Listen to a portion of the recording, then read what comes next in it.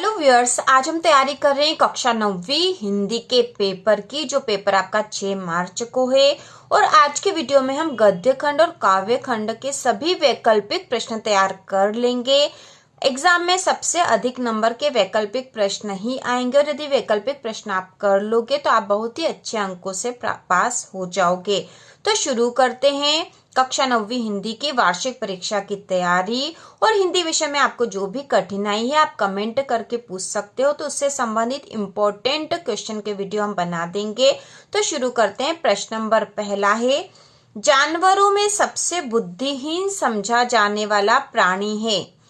जानवरों में सबसे बुद्धिहीन समझा जाने वाला प्राणी है, तो इसका उत्तर आएगा गधा। गधा जो है सबसे बुद्धिहीन समझा जाने वाला प्राणी है। इसके बाद है, ऋषि मुनियों के गुण किसमें पहुंच गए हैं। ऋषि मुनियों के गुण किसमें पहुंच गए हैं, तो इसका उत्तर भी आएगा गधे में। इसके बाद अगला है, अड़ियल का अर्थ है। अड़ियल का अर्थ है, तो इसका उत्तर है हठी। अड़ियल का अर्थ है हठी, मतलब जिद्दी। इसके बाद है, गद्य हमारी स्वाभाविक, तो गद्य हमारी स्वाभाविक अभिव्यक्ति है। अगला प्रश्न है, एकांकी में अंक होता है, तो एकांकी में अंक होता है 1। ठीक है, एकांकी में 1 अंक होता है। अगला है, रिपोर्टार्ज शब्द है, तो रिपोर्टार्ज जो शब्द है फ्रांसीसी भाषा का है। हमारी नई संस्कृति की विशेषता है, तो हमारी नई संस्कृति की क्या विशेषता है, यह अनुकरण की संस्कृति है। ठीक है, यह अनुकरण की संस्कृति है। इसके बाद अगला प्रश्न है, फोटो खिंचवाते समय किस परंपरा की ओर संकेत किया गया है। तो यहाँ पे जो परंपरा है वह चेहरे पर मुस्कान लाने की परंपरा की ओर संकेत किया गया है। इसके बाद अगला है, लेखक जब वहां पहुंचा उस समय सूरज सिर पर चढ़ आया था, यह उत्तर आएगा इसका। इसके बाद जो प्रश्न है वह रिक्त स्थान में सही शब्द चुनकर लिखिए। तो इसमें पहला है, प्रेमचंद का जन्म में हुआ, तो प्रेमचंद का जन्म बनारस में हुआ। इसके बाद है, गधे का एक छोटा भाई भी है, उसका नाम है बेल। अगला है, बेल का स्थान गधे से नीचा है। लेखक के सामने का फोटो है, तो किसका फोटो है, प्रेमचंद का फोटो है। इसके बाद है, लेखक की दृष्टि पर अटक गई, तो किस पर अटक गई थी, फोटो पर। अगला है, प्रेमचंद जी साहित्यकार थे, आदर्शवादी या यथार्थवादी, तो इसका उत्तर आएगा यथार्थवादी। प्रेमचंद जी यथार्थवादी साहित्यकार थे। इसके बाद अगला है, गद्य में व्याकरण का प्रयोग भी से ग्रहण किया जा सकता है, तो यहाँ आएगा आसानी से ग्रहण किया जा सकता है। अगला है, पात्रों के संवादों से प्रस्तुत रचना कहलाती है एकांकी या नाटक। तो पात्रों के संवादों से प्रस्तुत रचना यहाँ पर आ जाएगा नाटक। ठीक है, वैसे दोनों ही राइट है यहाँ पर, क्योंकि एकांकी में भी पात्र होते हैं और नाटक में भी। इसके बाद है, एकांकी में होता है, तो यहाँ आएगा 1 अंक होता है। अगला है, सांस्कृतिक अस्मिता से आशय हमारी सांस्कृतिक पहचान, यहाँ आएगा सांस्कृतिक पहचान। अगला है, उपभोक्तावादी संस्कृति से समाज में वर्गों के मध्य बढ़ रही है, तो दूरी बढ़ रही है, यहाँ पर आएगा। इसके बाद अगला है, फोटो में प्रेमचंद के साथ उनकी भी है, तो उनकी कौन थी, उनके साथ पत्नी थी। ठीक है, यहाँ पत्नी आएगा। अगला है, लेखिका महादेवी वर्मा के बाबा फारसी और उर्दू के भाषा के जानकार थे। इसके बाद है, महादेवी वर्मा के बाबा उन्हें बनाना चाहते थे, तो वह उन्हें विदुषी बनाना चाहते थे।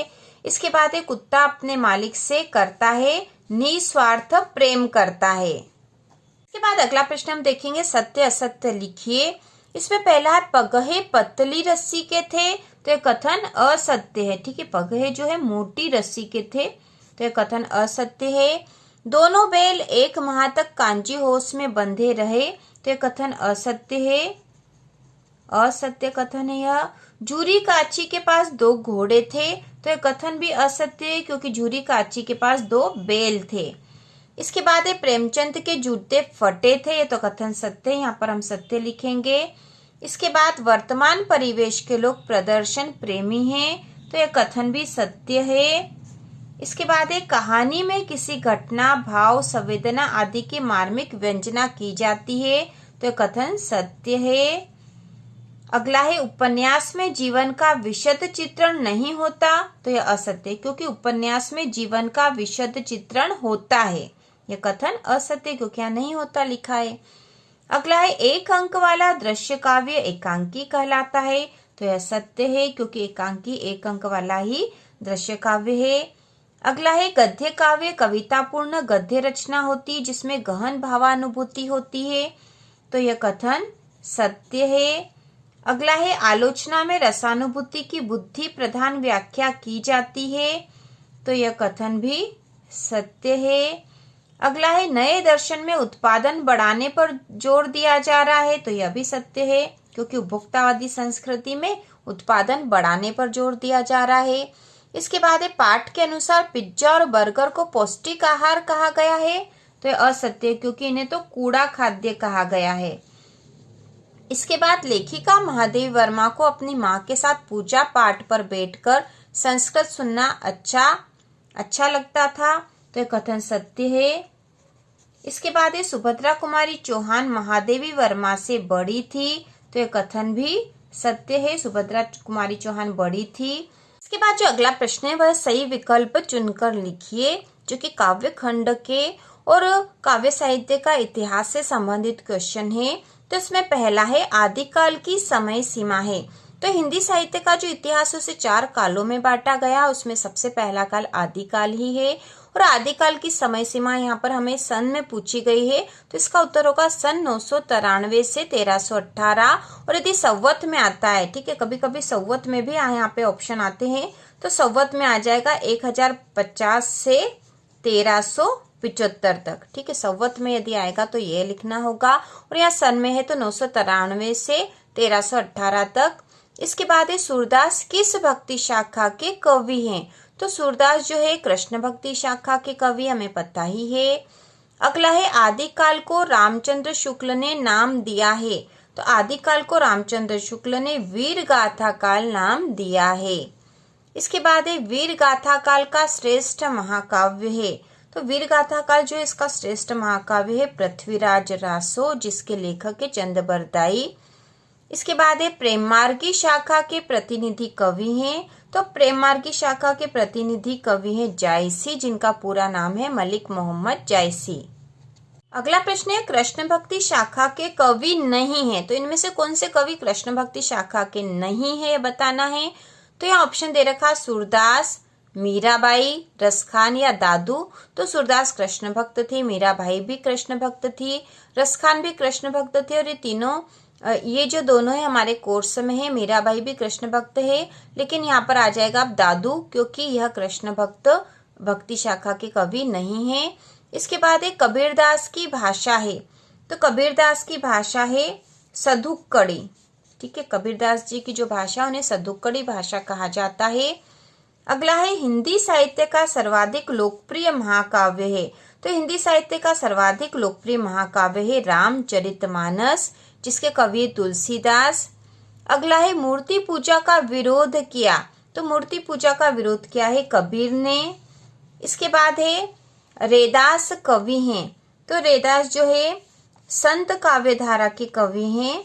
इसके बाद है छायावाद के प्रमुख कवि हैं। तो छायावाद के प्रमुख कवि कितने हैं? 4 है। तो छायावाद के प्रमुख कवि 4 है। और काव्य खंड के महत्वपूर्ण प्रश्नों का वीडियो जल्दी चैनल पर आने वाला है। इसके बाद है प्रगतिवादी कवि हैं। तो यहाँ पे जो दे रखे हैं उसमें से प्रगतिवादी कवि है रामधारी सिंह दिनकर। इसके बाद अगला है रसखान ने काव्य रचना की है। तो रसखान ने ब्रज भाषा में काव्य रचना की है। अगला है कबीरदास ने आयु पाई थी। तो इसका उत्तर आएगा 120 वर्ष। और यहाँ पे आएगा कवि। ठीक है, कवि को वाणी वेदनापूर्ण लग रही है। तो इसका उत्तर आएगा कोयल की। अगला प्रश्न है स्वर्ण किरण रचना है। स्वर्ण किरण जो एक रचना वह किस कवि की है। तो यहाँ ऑप्शन में दे रखिए कबीर, सुमित्रानंदन पंत, रसखान या इनमें से कोई नहीं। तो इसका उत्तर आएगा सुमित्रानंदन पंत। स्वर्ण किरण रचना है सुमित्रानंदन पंत की। अगला है ग्रामीण जीवन पूर्ण रूप से आश्रित होता है। तो ग्रामीण जो जीवन होता पूर्ण रूप से आश्रित होता कृषि पर। अगला है मेघ आय रचना है। ठीक है, यहाँ पे आएगा मेघ आय रचना है। तो यह रचना है सर्वेश्वर दयाल सक्सेना की। इसके बाद है सुमित्रानंदन पंत के काव्य में इनके शब्दों की प्रधानता है। तो किन शब्दों की प्रधानता? तो यहाँ आएगा संस्कृत के शब्दों की प्रधानता है। अब हम देखेंगे रिक्त स्थान में सही शब्द चुनकर लिखिए। तो पहला है को हिंदी साहित्य का स्वर्ण युग माना गया है, तो यहाँ आएगा भक्ति काल। ठीक है, भक्ति काल को हिंदी साहित्य का स्वर्ण युग माना गया है। अगला है चंद बरदाई प्रसिद्ध कवि है, तो चंद बरदाई जो है प्रसिद्ध वीर गाथा कालीन कवि है, वीर गाथा कालीन कवि है। अगला है भक्ति काल का प्रारंभ सन से माना गया है, तो भक्ति काल का प्रारंभ सन 1318 यहाँ पे आ जाएगा क्योंकि सन है इसलिए। इसके बाद है ज्ञान मार्गी भक्ति धारा के प्रतिनिधि कवि हैं, तो ज्ञान मार्गी भक्ति धारा के प्रतिनिधि कवि कबीरदास। अगला है मलिक मोहम्मद जायसी का बहुत प्रसिद्ध महाकाव्य है, तो यहाँ आएगा पद्मावत, जो कि मलिक मोहम्मद जायसी का बहुत ही प्रसिद्ध महाकाव्य है। अगला है ने वात्सल्य का कोना कोना झाका, तो हमें यहाँ रिक्त स्थान में भरना है, तो यहाँ उत्तर आएगा सूरदास। सूरदास ने वात्सल्य का कोना कोना झाका है, और सूरदास को वात्सल्य रस का सम्राट भी कहा जाता है। इसके बाद है मलिक मोहम्मद जायसी काव्य धारा के प्रमुख कवि है, तो इसका उत्तर आएगा प्रेम मार्गी। ठीक है, मलिक मोहम्मद जायसी प्रेम मार्गी काव्य धारा के प्रमुख कवि हैं। प्रगतिवादी कविता के समाजवाद से प्रभावित है, तो आएगा कार्ल मार्क्स। इसके बाद अगला है छायावादी कविता की प्रमुख विशेषता है, तो इसका उत्तर आएगा अलंकारों की प्रधानता। अगला है नई कविता की प्रमुख विशेषता है, तो नई कविता की प्रमुख विशेषता अनुभव प्रधान। इसके बाद है प्रेमी ढूंढत में फिरो मिले न कोई, तो यहाँ आएगा प्रेमी मिले न कोई, यह कविता की लाइन है आपके कोर्स की। अगला है मानुष हो तो वही रसखानी बसो गांव के ग्वारन, तो यहाँ आएगा ब्रज गोकुल गांव के ग्वारन। अगला है केदी और कोयल दोनों ही देश के वासी है, तो यहाँ पर रिक्त स्थान में आएगा गुलाम देश के वासी हैं। इसके बाद अगला है मखमली पेटियों सी लटकी छिमिया बीज लड़ी, तो यहाँ पे आएगा छिपाए। ठीक है, छिपाए आएगा यहाँ पर। इसके बाद है कवि ने लता का मानवीकरण के रूप में किया है, तो नव विवाहिता के रूप में किया है। अगला प्रश्न है सही जोड़ी बनाकर लिखिए, तो इसकी सही जोड़ी बनाएंगे हम। तो खंड और खंड ब यहाँ दे रखे हैं। खंड अ में है रामचरितमानस, कृष्ण भक्त, सूफी संत कबीरदास और कृष्ण भक्ति धारा। खंड ब में है मीराबाई, भाई आडंबरों का विरोध, तुलसीदास, वल्लभाचार्य और जायसी। तो यहाँ पे जोड़ी बनाएंगे, रामचरितमानस के कवि हैं तुलसीदास, कृष्ण भक्त है मीराबाई, सूफी संत है जायसी, कबीरदास ने भाई आडंबरों का विरोध किया है, और कृष्ण भक्ति धारा जो है वल्लभाचार्य ने शुरू करी थी। तो इस प्रकार से जोड़ी बनेगी। आप जब एग्जाम में लिखोगे तो जिसके सामने जो सही जोड़ी वाला शब्द होगा वही लिखना है। जैसे रामचरितमानस के सामने आपको तुलसीदास लिखना है, तो इस प्रकार से सही जोड़ी बनानी है। इसके बाद दूसरी सही जोड़ी देखेंगे, इसमें भी खंड और खंड ब है। खंड अ में दे रखा छायावाद, प्रगतिवाद, नई कविता, आधुनिक काल और रहस्यवाद। खंड ब में है नागार्जुन 1953 से अब तक, प्रकृति का मानवीकरण, छायावाद के समकक्ष और भारतेंदु युग। तो इसकी जोड़ी बनाएंगे, छायावाद, इसमें प्रकृति का मानवीकरण किया गया है। इसके बाद है प्रगतिवाद, तो प्रगतिवाद के कवि नागार्जुन। अगला है नई कविता 1953 से अब तक, आधुनिक काल, भारतेंदु युग और रहस्यवाद छायावाद के समकक्ष। इस प्रकार से जोड़ी बनेगी। अगली जो जोड़ी है उसमें भी खंड और खंड ब पहले देख लेंगे। तो खंड अ में है कबीरदास, सुजान रसखान, गर्म हवाएं, माखनलाल चतुर्वेदी और सुमित्रानंदन पंत। खंड ब में दे रखा हिमतरंगिणी, वीणा पल्लव, रसखान, साखी और सर्वेश्वर दयाल सक्सेना। तो जोड़ी बना देते हैं। तो जोड़ी बनाने का सही तरीका है कि सबसे पहले आपको जो जो जोड़ी आ रही वह बना लो, इसके बाद जो बची हुई वह बनाना है। तो सबसे पहले कबीरदास है, कबीरदास की रचना है साखी। सुजान रसखान, रसखान की रचना है। इसके बाद माखनलाल चतुर्वेदी की रचना है हिमतरंगिणी। सुमित्रानंदन पंत की रचना है वीणा और पल्लव। अब जो बचा है गर्म हवाएं, इसके कवि है सर्वेश्वर दयाल सक्सेना। तो इस प्रकार से जोड़ी बनेगी। अगला प्रश्न है सत्य असत्य लिखिए। तो इसमें पहला मीराबाई आदिकाल की कवयित्री है, तो यह असत्य है क्योंकि मीराबाई भक्ति काल की कवयित्री है। दूसरा है जायसी सूफी काव्य परंपरा के कवि है, तो यह सत्य है। इसके बाद है कामायनी के रचयिता तुलसीदास है, तो असत्य है क्योंकि कामायनी के रचयिता जयशंकर प्रसाद है। तुलसीदास रीतिकालीन कवि है, तो यह भी असत्य है क्योंकि तुलसीदास भक्ति काल के कवि हैं। राम भक्ति शाखा के प्रमुख कवि सूरदास है, तो यह कथन भी असत्य है क्योंकि राम भक्ति शाखा के प्रमुख कवि तुलसीदास है। इसके बाद है सूरसागर भक्ति काल की रचना है, तो यह कथन सत्य है। छायावाद में व्यक्तिवाद की प्रधानता नहीं है, तो यह कथन सत्य है। इसके बाद है निराला जी की रचना कुकुरमुत्ता है, तो यह कथन भी सत्य है। अगला है नई कविता में खड़ी बोली में रचनाएं अधिक की गई, तो यह कथन भी सत्य है। अगला है मानसरोवर वास्तव में कैलाश पर स्थित एक पवित्र तालाब है, तो यह कथन सत्य है। ईश्वर काबा कैलाश में मिल सकता है, तो यह असत्य है। इसके बाद है काल ही को कितनो समझे है में यमक अलंकार है, तो यह असत्य क्योंकि अनुप्रास अलंकार है, क वर्ण की आवृत्ति हो रही इसलिए। अगला है मनुष्य रूप में जन्म लेने पर कवि ब्रज के गांव में बसना चाहता है, तो कथन सत्य है। अगला है कवि ने कोयल को बावली कहकर संबोधित किया है, तो कथन भी सत्य है। अगला है जेल में स्वतंत्रता सेनानियों से कार्य नहीं कराया जाता है, तो असत्य क्योंकि वहां पर उनसे कठोर परिश्रम करवाया जाता था। अगला है ग्राम श्री कविता में कवि ने नई अभिव्यंजना को स्थान दिया है, तो यह कथन सत्य है। इसके बाद है ग्रामश्री कविता में कवि के अनुसार अमृत पक गए परंतु मीठे नहीं है, कथन असत्य है।